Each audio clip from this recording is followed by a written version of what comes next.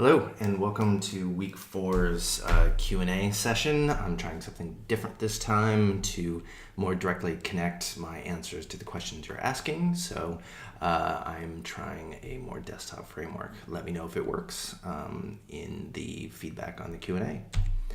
So the top questions that have been asked for week four are here. I'm going to go through them briefly one by one.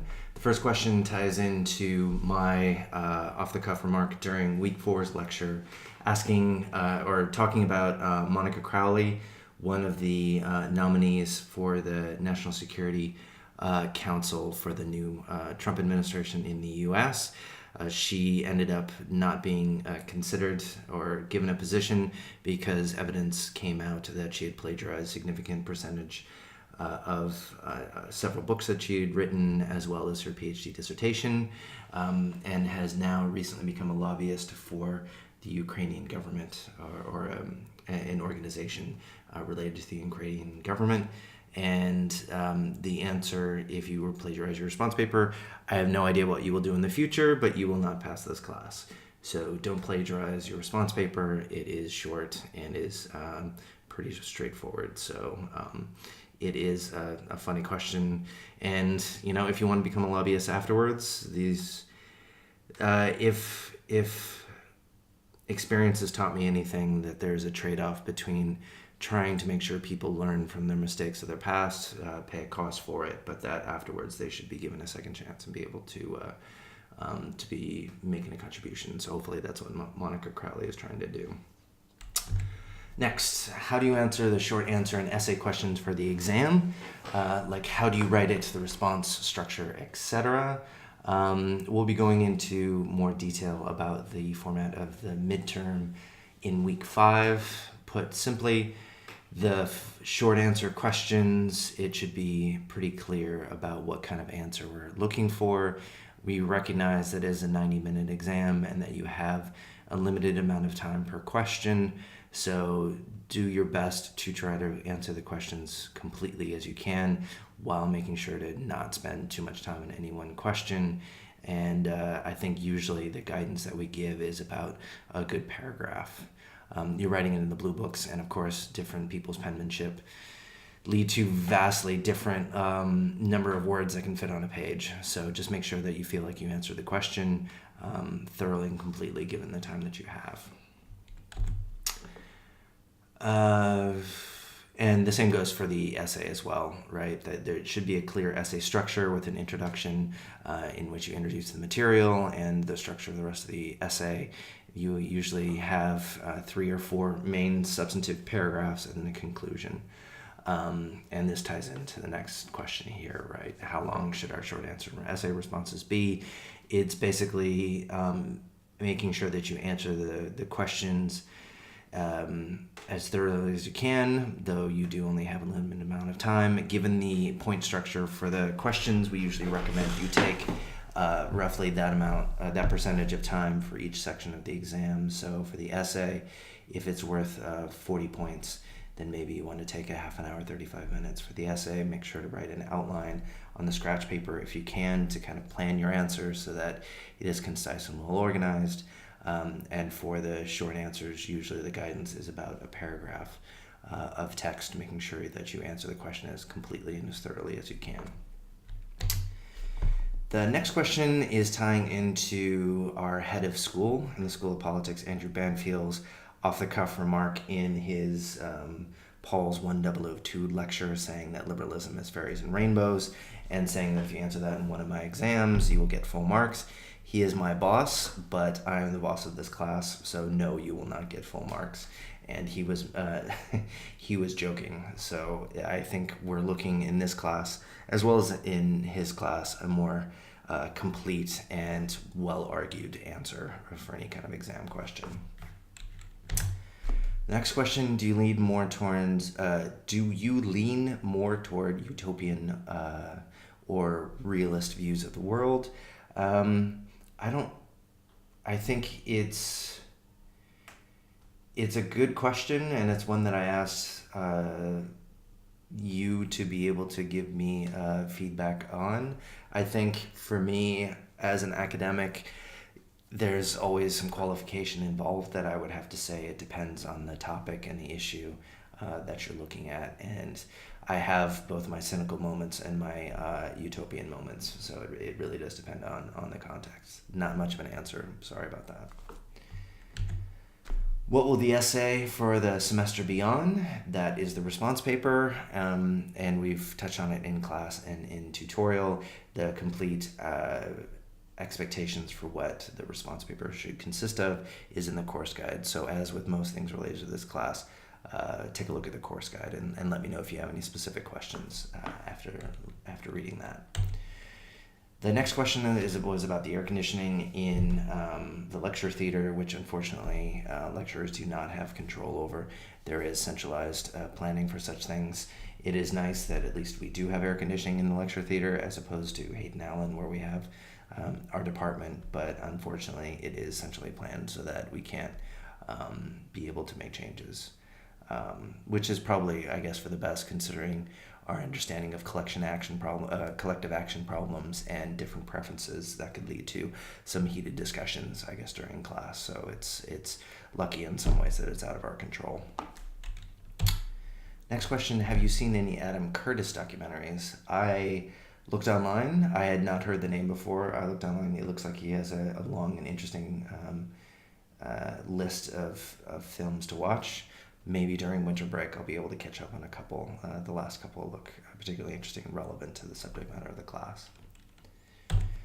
Do I know what the results of the Afghan election would have been?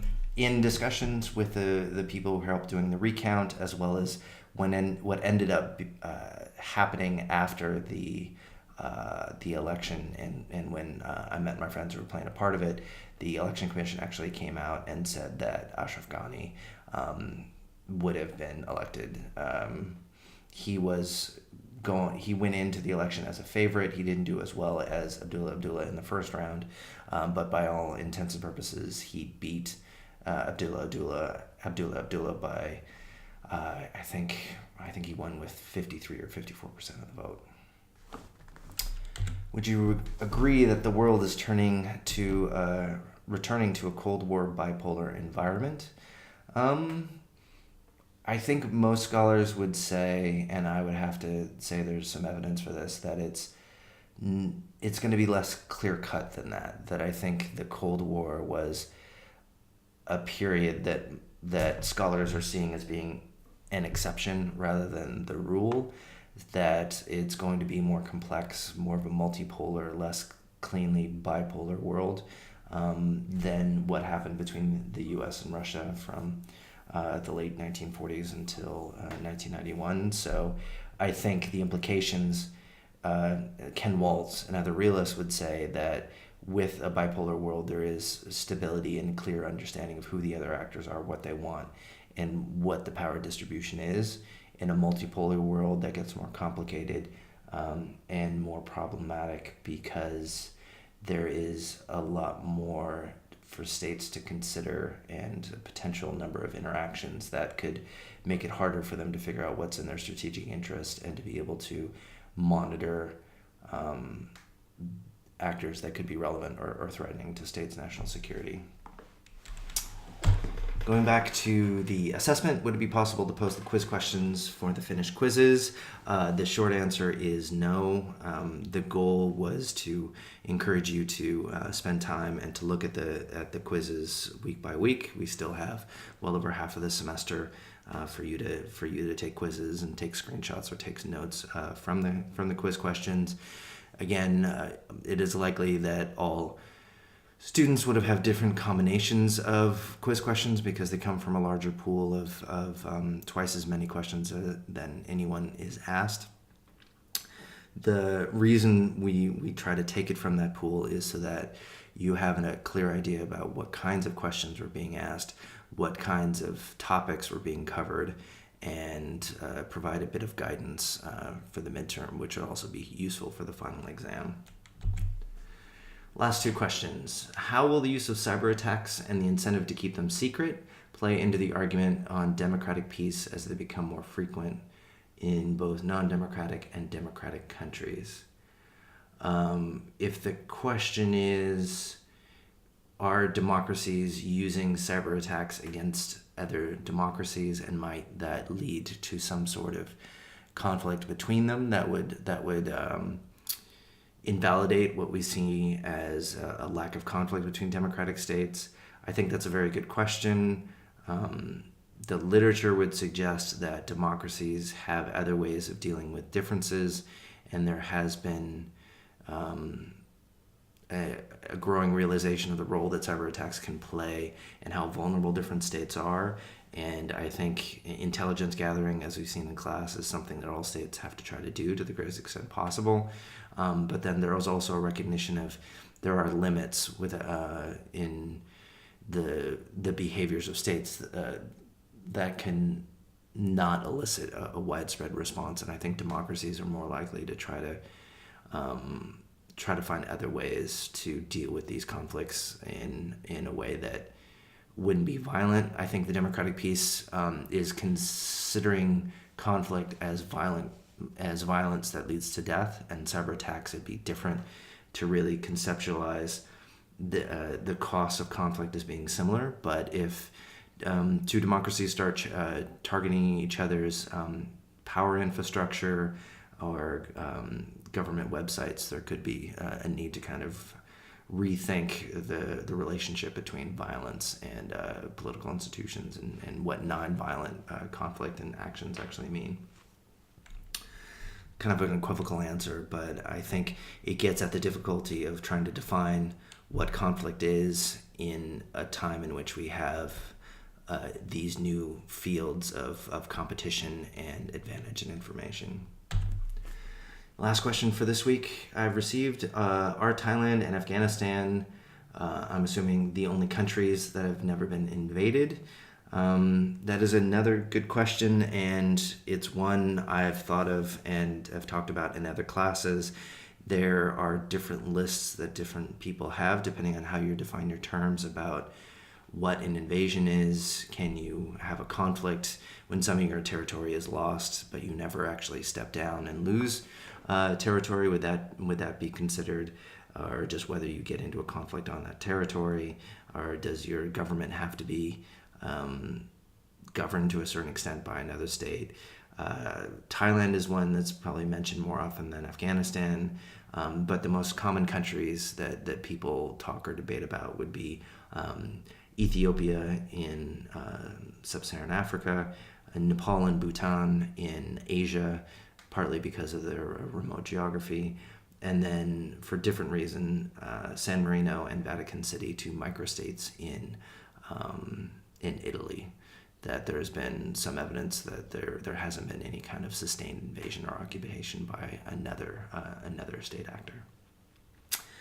All right, that's all I have for this week. Those are all the questions I've gotten.